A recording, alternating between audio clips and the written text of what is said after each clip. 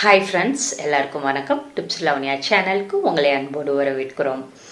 அடிக்கிற வெயிலுக்கு சும்மா குளுக்குலுன்னு ஒரு சூப்பரான ஜூஸ் ரெசிபி பார்க்கலாம். முலாம்பழம் ஜூஸ் சிம்பிளாக டேஸ்ட்டாக செஞ்சு காமிச்சிருக்கோம். வாங்க வீடியோக்குள்ளே போகலாம்.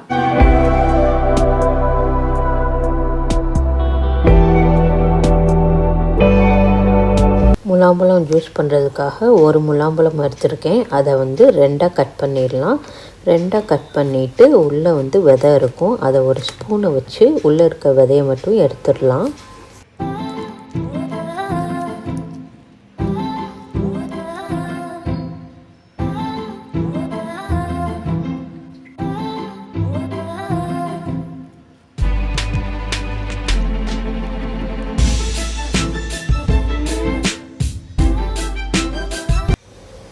முலாம்பழத்தோட தோலை நல்லா சீச்சிடலாம்.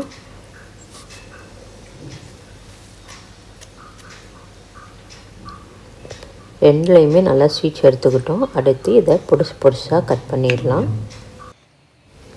முலாம்பழத்தில் ஜிங்க், பொட்டாசியம் இந்த மாதிரி ஏகப்பட்ட சத்துக்கள் இருக்குது.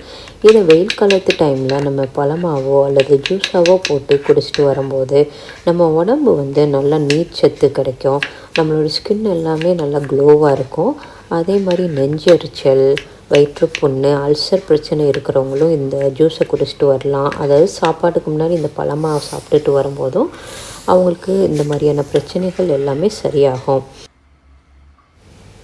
நம்ம கட் பண்ணி வச்சுருக்கிற முலாம்பழத்தை ஒரு மிக்ஸி ஜாரில் போட்டுடலாம். மிக்ஸி ஜாரில் போட்டதுக்கப்புறமா இதில் சர்க்கரை சேர்த்துக்கலாம். ஒரு 4 ஸ்பூன் சர்க்கரை சேர்த்துக்கோங்க. சர்க்கரை போட விருப்பம் இல்லாதவங்க நாட்டு சர்க்கரை போட்டுக்கோங்க.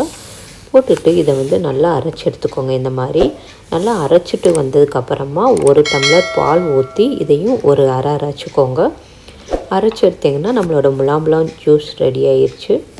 இதை ஒரு கிளாஸில் நம்ம ஐஸ் க்யூப்ஸ் போட்டு சர்வ் பண்ணிடலாம்.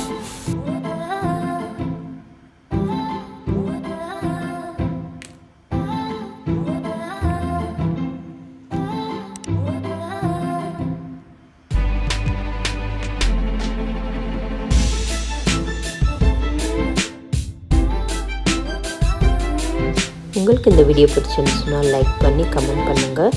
இன்னும் நம்ம சேனலை சப்ஸ்கிரைப் பண்ணால் பார்த்துட்டு இருந்தீங்கன்னா சப்ஸ்கிரைப் பண்ணி கூடவே பெல் ஐக்கனை கிளிக் பண்ணிக்கோங்க. அப்போ தான் நாங்கள் போடுற வீடியோஸ் உங்களுக்கு உடனே நோட்டிஃபிகேஷனில் சேரும். நன்றி, வணக்கம்.